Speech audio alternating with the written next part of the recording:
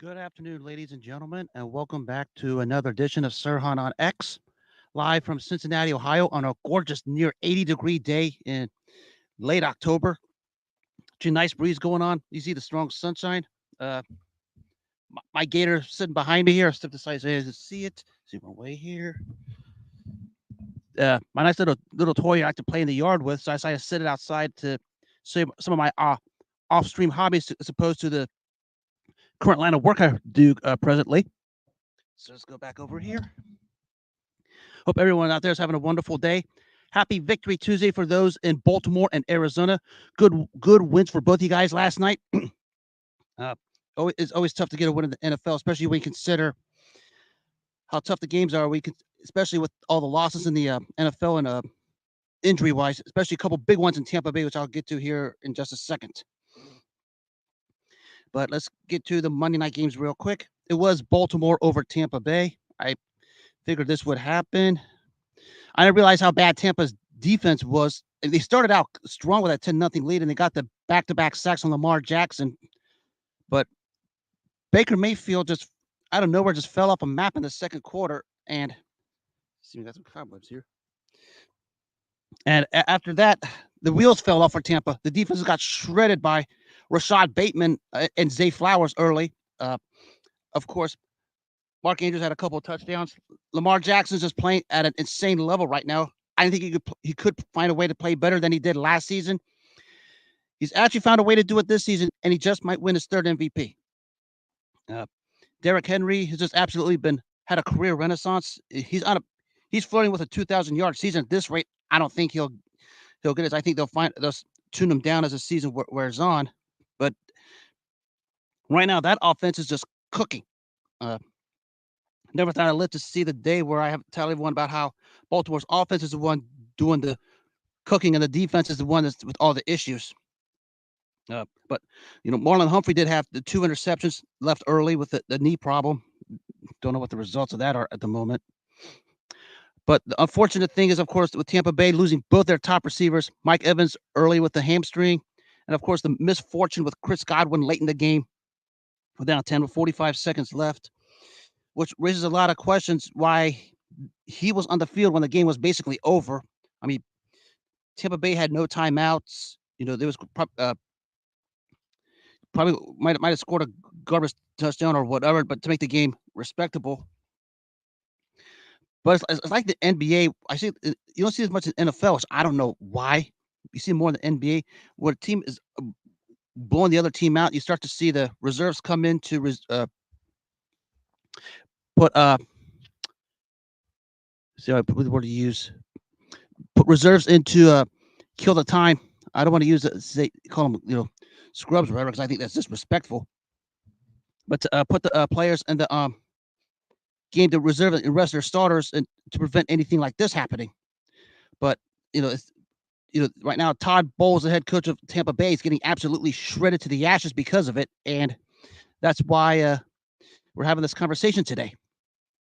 So, but I think they said he dislocated his ankle, which basically is going to end the season. I mean, Chris Godwin and Mike Evans has been on and off with the hamstring injuries. That's basically been playing this virtually his entire career. One great thing for him, he becomes one of 5 receivers to surpass the 100 touchdown reception mark. The 4 ahead of him, Jerry Rice, Marvin Harrison Sr., Randy Moss, and Terrell Owens. Legit claim for being the 4 greatest wide receivers to ever lace him up. Maybe some other guys in the conversation, obviously, but unanimously regarded as the 4 greatest receivers to ever play the game. And that's some pretty lofty company for a guy who doesn't get talked about as a top 10 wide receiver, which Mike Evans, year in, years out, just comes in, produces numbers, and helps Tampa Bay win the best he could. So misfortune there for Tampa Bay with all the circumstances, with the injuries. Get well soon, Chris Godwin and Mike Evans. Because I said all along before going to this game, there was glimpses of it early on how Baker Mayfield had great chemistry with them too. And you saw how different the game was after Mike Evans went out. And then, of course, after Chris Godwin went out, but the game was already decided at that point. But from Baltimore, right now, if I had to cast a vote after 7 games, of course, there's a sample size, Lamar Jackson would probably get my vote for the MVP. I mean, the pass he had to Rashad Bateman that basically blew the game wide open when Bateman was basically burning the sidelines was a thing of beauty. That play is going to probably be on repeat on every Ravens fan account all over the social media apps because that it was a thing of beauty. So congratulations to Baltimore. Get well soon, Chris Godwin and Mike Evans. The other game was a bit of a had some follies football, if you want, some comedies or whatever between the Chargers and the Cardinals. This is the things that happen when you let bad teams hang around. You're fixing to get upset, and that's what happened to the Chargers last night. They had chances to put it away. Kyler Murray was intercepted, and the ball was just knocked out. And then another play where Justin Herbert found a wide open receiver, and he fumbles it just before it got into the end zone. And that crazy rule: fumbles before the end zone is a touchback, and the Cardinals get the ball. You shoot yourself in the foot, and you let bad teams hang around. Bad things are going to happen. That is what happened when the Chargers just let the Cardinals hang around. And it turned out the game-winning play was when Kyler Murray ran for that long touchdown run, and that basically was it. When you let bad teams hang around like that, the way the Chargers did with the Cardinals last night, you're fixing for an upset loss, and that's what happened. They basically were begging for it, and the Cardinals let them have it. Kudos to the Cardinals. Kudos to Jonathan Gannon, who has a team, not necessarily a good team, but at least they're competitive this season. Solid win at home over the Chargers. They're playing some actually decent football. One, I think, like 2-2 in the last 4, something like that, or 2 of the last 3. But it's a solid win, solid job for the Cardinals. Let's see where they go from here. But back to the Chargers. Before I came on the show, I read an interesting quote from Colin Cowherd about the career trajectory of Justin Herbert, who now he feels like he's headed the same path as the one-time Charger quarterback Phillip Rivers. I don't know if it's a compliment or a jab or whatever, but that's the reason why we always say the Chargers will always Charger, and it seemed like he's onto something, and he's probably right. This was everybody said when the Chargers drafted Justin Herbert, they was going to turn him into a Phillip Rivers 2.0, and so far it looks like it's headed that way. And you can say what you want about Justin Herbert. In terms of talent, he's a top 10 quarterback in the NFL. I mean, there's no question about it. He's right there with Mahomes, Jackson, Brock Purdy, C.J. Stroud, Jordan Love, Josh Allen. He may be throwing a Jared Goff and a Baker Mayfield up there. He's up there with all of them in terms of talent. But what they've done to him in Charger land is basically a crime right now because they could do so much better with him. Granted, it's hard to win games when you're in the same division as the Chiefs, but they have a potential to be better with him than what he's showing right now. But at this point, at the rate he's going, they have another Phillip Rivers, and we saw what happened to Phillip Rivers in the end over there at when they were in the San Diego Chargers. It's hard for me to call them LA Chargers. I always know them as the San Diego Chargers. But it seems like that's a path he's headed. I hope for his sake it doesn't. They owe a gratitude to him to send him to a team where we can see his full potential, and of course he showed a lot of it in his collegiate years in Oregon. Why he was drafted, the position he was drafted, I think it was 3rd or 4th overall. I don't remember. In 2019, behind the 3rd quarterback behind Joe Burrow and Jalen Hurts. Joe Burrow and Tua Tagovailoa. But yeah, that's why the Chargers are always going to Charger. They've always been that way. I mean, the way they left San Diego for LA speaks volumes for who he is and what he is. So the Spanos brothers, whoever runs the organization, is just a bunch of dog doo-doo garbage right now for it, and now they're paying the consequences. They're rooting another quarterback as we speak. Now to another team in LA that's in the midst of some trade talks here today. This one came as a bit of a surprise that the LA Rams apparently are in discussions to move both their starting quarterback Matthew Stafford and their Super Bowl MVP wide receiver Cooper Kupp. I guess their season's basically done. They're just going to kick the bucket. That's the only thing I can think of, because there are rumors flying around that Minnesota and the Rams were in serious conversations to get him, which makes no sense from the Minnesota angle, just largely because Sam Darnold is 5-1 as a starter, and after the one loss, you basically just kicked the bucket on him and want to bring in Matthew Stafford. I mean, granted, if you get a chance to get a Matthew Stafford, go get him. But why are you throwing a flag on Sam Darnold when he's been what you wanted so far? I mean, the team is 5-1. Your one loss is basically by you know a field goal to the hottest team in the NFC right now, in the Detroit Lions. Doesn't make sense. It's a bit of an eyebrow raiser why you would you know put Sam Darnold aside to get Matthew Stafford. Now, unless there's something we don't know about, but it's still a bit of eyebrow raiser why you would just give up on a quarterback who's get you to a 5-1 start. So, but who knows what's going on with the offense in Minnesota. I mean, but if you get a chance to get a Matthew Stafford who could still perform at a higher level, I'd say go ahead and do it. So, but for Minnesota to basically do this with Sam Darnold giving you a 5-1 record, it still raises questions. But for Cooper Kupp, it turns out the Rams are seeking a second-round pick and were willing to eat a bunch of the salary Kupp is owed. Talks about Pittsburgh interested, although I wouldn't be surprised if Kansas makes a play for him. I think it makes I think he fits well with either team with what they run, especially when you consider in Pittsburgh how Russell Wilson looked on Sunday night and the Chiefs needing a receiver with, of course, Rashid Rice done for the season and Hollywood Brown done for the season. Xavier Worthy's out. They lost Justin Fortson for a while, but they still have the premier quarterback, the premier head coach, and in the front office, the premier general manager. I wouldn't be surprised if they're the ones that made the trade for him. I think Pittsburgh will be in the run. There's going to be some real calls trying to get Cooper Kupp on their roster for teams that need a receiver. Don't be surprised now after what happened to Chris Godwin, maybe Tampa makes a play for him. Because the wide receiver injuries this season have been pretty frequent, and it's gotten real weird. I know part of it is the NFL before a while back changed their 2-a-day training camp schedule for, quote, player safety, like they ever gave a damn about it. But we'll see where this one goes. But they're fielding calls for their starting quarterback and wide receiver that won them the Super Bowl back in Super Bowl 56. So we'll see where that goes. I think both guys still are good enough to make a strong impact with the trade deadline coming up within less than 2 weeks. Now to quarterbacks that probably won't be traded, but there's still issues in 2 states. I said I was going to devote the time to all 4 of them, and I'm going to do it. Let's start in New York. Giants. You shouldn't have paid Daniel Jones that contract. Everybody tried telling you, but you didn't listen. Look at his play wasn't great to begin with, and you found a way to even be worse than what he was after the contract. Probably came after that so-called great performance in that playoff win against Minnesota a couple years ago, but that's about it. I mean, his numbers were pretty bad as it were.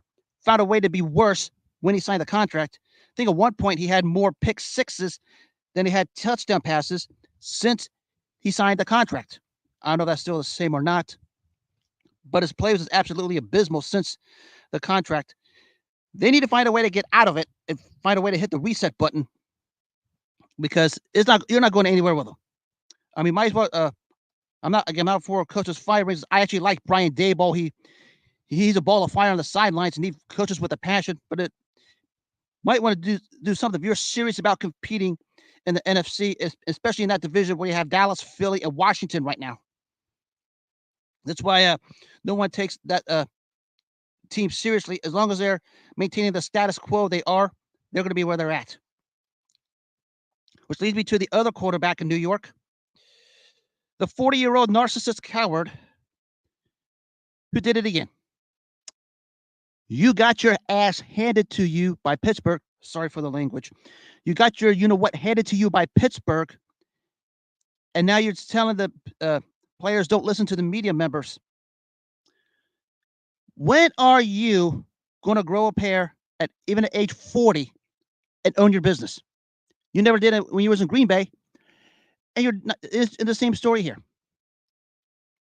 I mean, you threw Mike Williams under the bus when you threw that deliberate interception to Teron Johnson in the loss to Buffalo, and now you come up with this game with Pittsburgh. You just basically threw 2 blatant interceptions to Beanie Bishop Jr., and you're coming out here and you just want to now blame the media for your failures.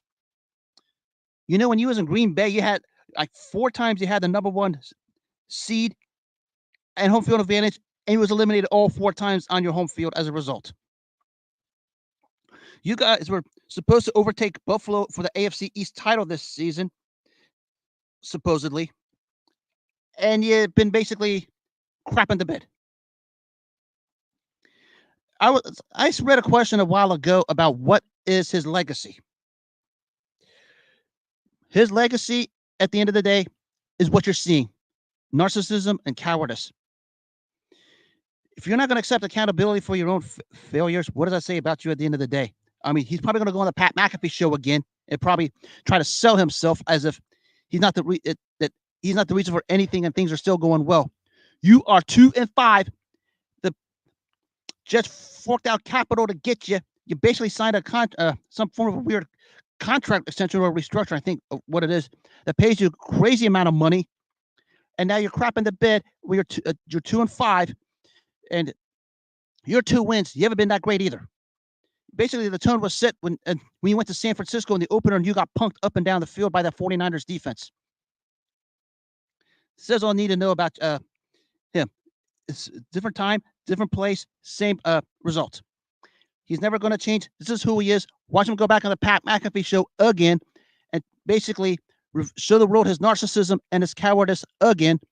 Try to hide the fact that he's not the problem, as always. Until the New York Jets realize that 40-year-old narcissist coward is the problem and the elephant in the room that needs to go, they're never going to change. They need to realize he's the problem. He's the reason why they are where they are, and they need to move on from him. Problem is, Woody Johnson and Joe Douglas don't have it in them to do so. They don't have the heart or the brains to do it. And that's why they're going to be stuck with what they are. That's all there is to it. That goes to the 2 quarterbacks in New York's.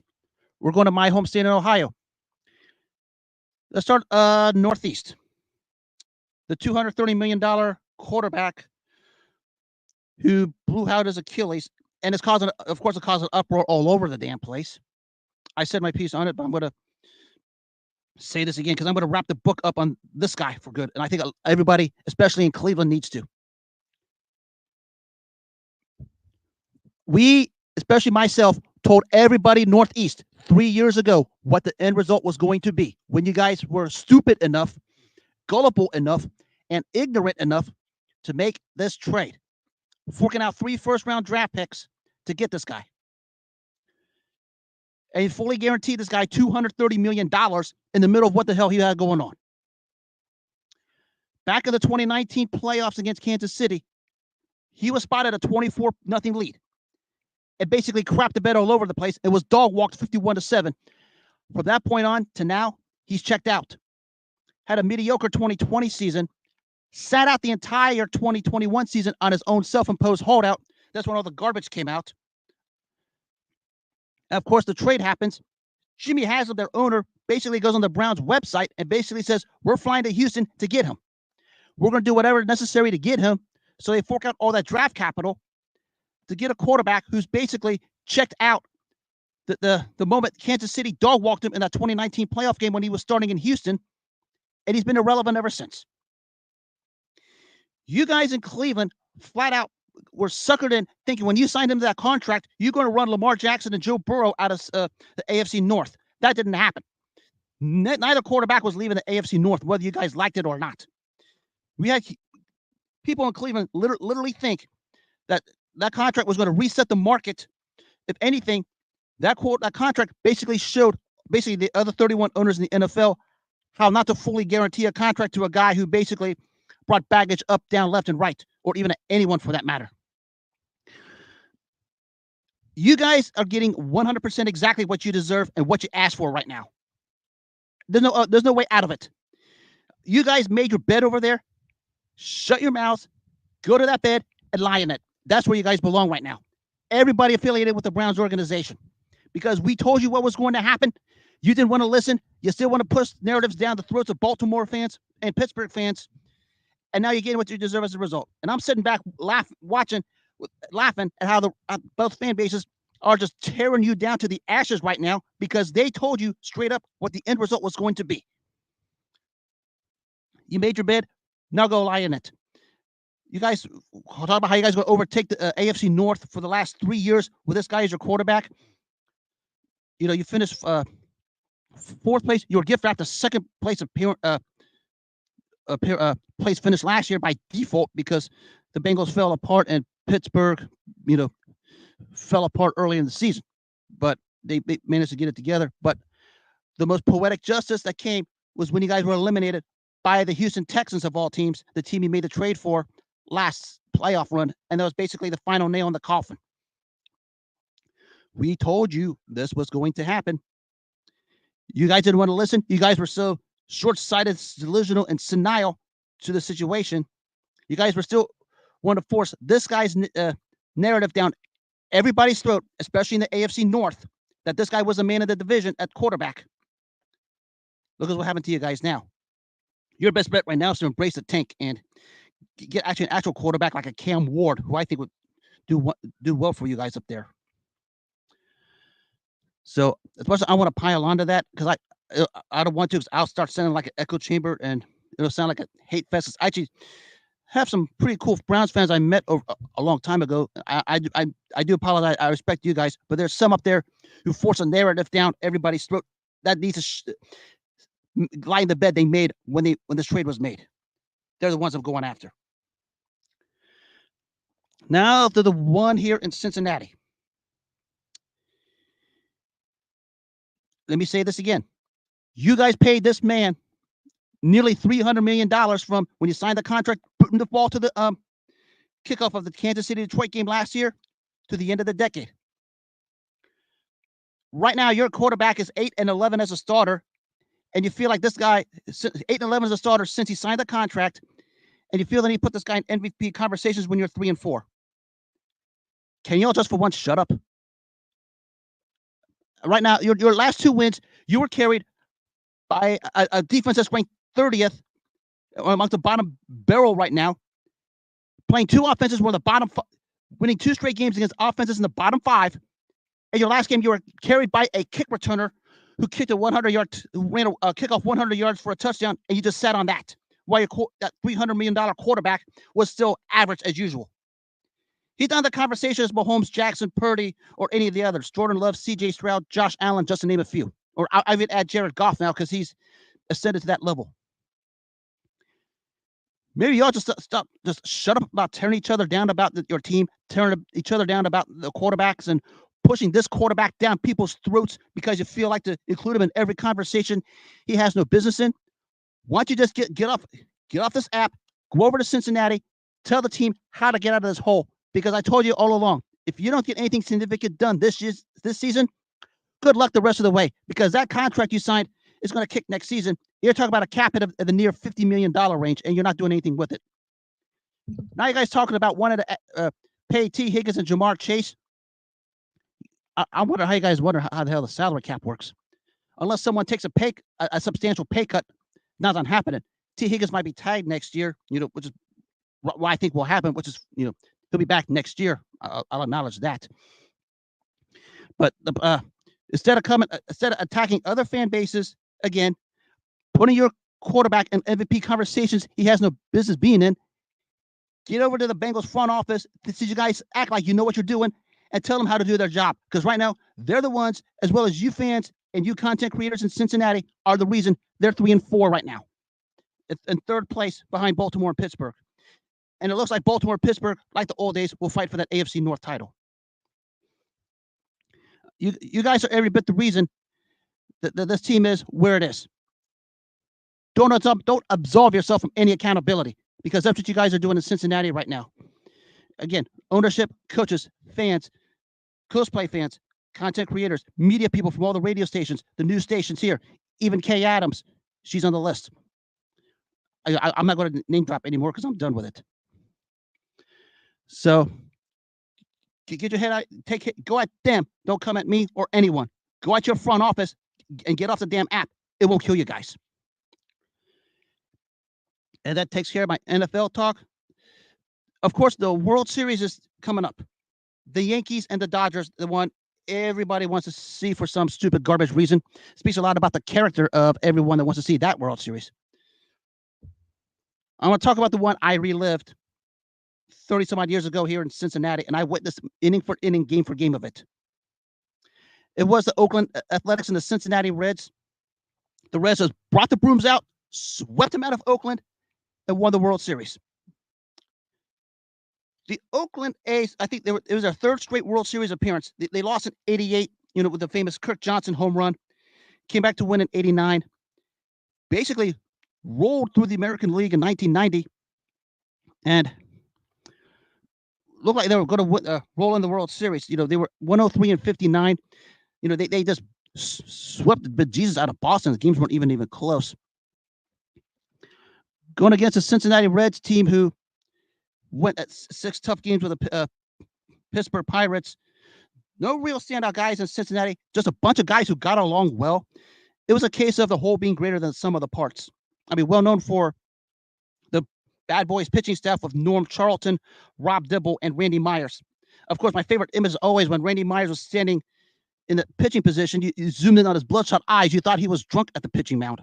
I mean, his eyes were that bloodshot in Cincinnati whenever the TV cameras were focused on him.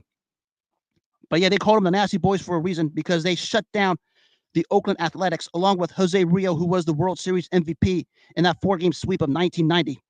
The last great moment here in Cincinnati that took place, the legit great moment, not the bogus great moment in 2021. The legit great moment in Cincinnati that took place there when they swept the A's to bring the World Series here. The first since the Big Red Machine in 75 and 76.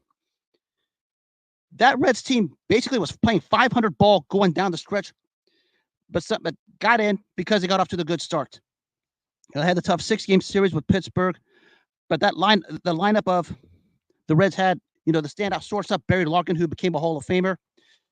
Chris Sabo, the third baseman, basically known for his goggles. Actually, I think he's got a daughter who's a part of the Cincinnati media for the Reds. You had Joe Oliver, who was a solid catcher at the time. Of course, I said the pitching staff led by Jose Rio, who pitched basically 2 gems in the series, and was shut down by the rest of the Nasty Boys.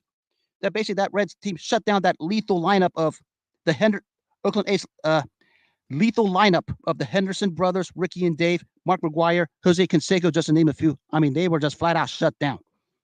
And of course, the capper was the 1990 when they celebrated all over the place at the center, at the pitcher's mound, where the whole team were just enjoying themselves.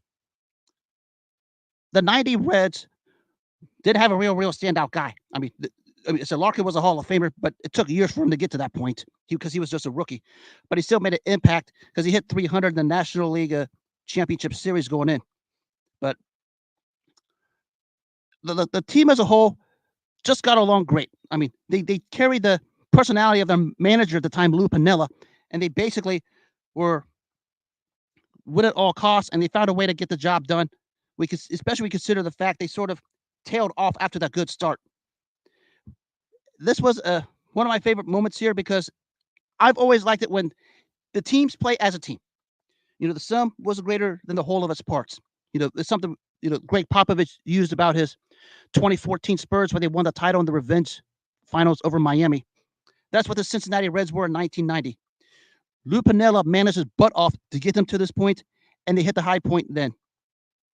It's still the last legit great moment here in Cincinnati, and it's something that's going to live in the hearts of a lot of Cincinnati fans, yourself included, that was able to witness a terrific performance in the way they just beat that lethal Oakland lineup, which was actually a sizable favorite going in, if I'm correct. So kudos to the 1990 Cincinnati Reds. I'm sure you guys are enjoying those bling you have at your home right now when you see it, because the word champion next to your name, especially for the Reds, means more than you think. And you guys earned it and deserved it. Kudos 34 years later. And that will wrap this show up for another edition of Sirhan on X. I'm glad to see all you guys out here doing well. Hope everyone there has themselves a wonderful and blessed day. Wish everyone enjoys this day, especially the ones here in Cincinnati who are watching. It's actually a gorgeous day out, close to 80 degrees. I'm going to go enjoy it myself again because I got to go back to the grind for the next 2 days. But until then, I will wrap this up. I will be back tomorrow. Hope everyone out there has a wonderful day. Hope everyone enjoys themselves. Good afternoon and good night. Take care and God bless.